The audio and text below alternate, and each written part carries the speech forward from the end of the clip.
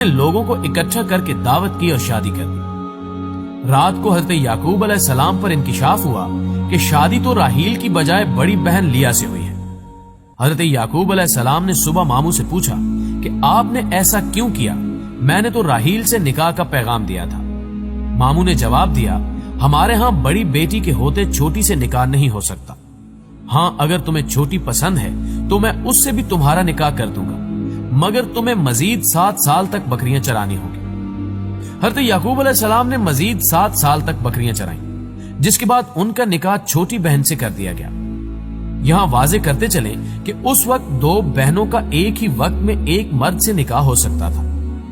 مورخین تحریر کرتے ہیں کہ حضرت یعقوب علیہ السلام کی 4 بیویاں تھیں، جن سے اللہ تعالیٰ نے آپ علیہ السلام کو اولاد کثیر سے نوازا۔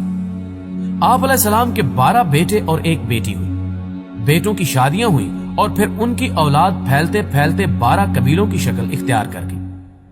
چھوٹی بیٹی راحیل سے 2 بیٹے پیدا ہوئے، ایک حضرت یوسف علیہ السلام اور دوسرے بنیامین۔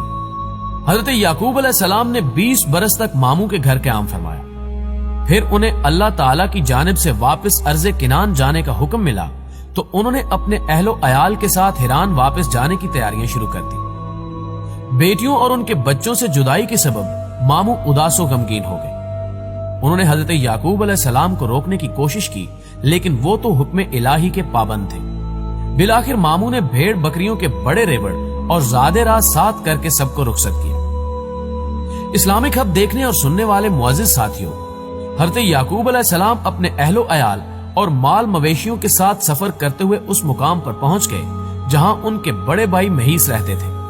مہیس نے جب اپنے علاقے میں ایک اجنبی قافلے کو دیکھا تو بڑے متعجب اور متجسس ہوئے۔ انہوں نے اپنے لوگوں کو قافلے کی جانب روانہ کیا تاکہ حقیقت حال کا علم ہو سکے۔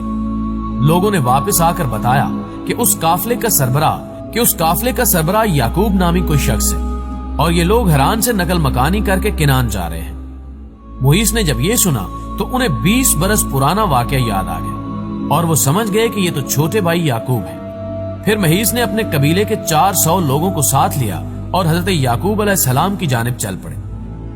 جب حضرت یعقوب علیہ السلام کو اپنے بڑے بھائی کے آنے کا علم ہوا تو خوف زدہ ہو گئے کہ جس بھائی کے ڈر سے وہ 20 برس والدین سے دور رہے، آج انہی سے سامنا ہونے جا رہا ہے۔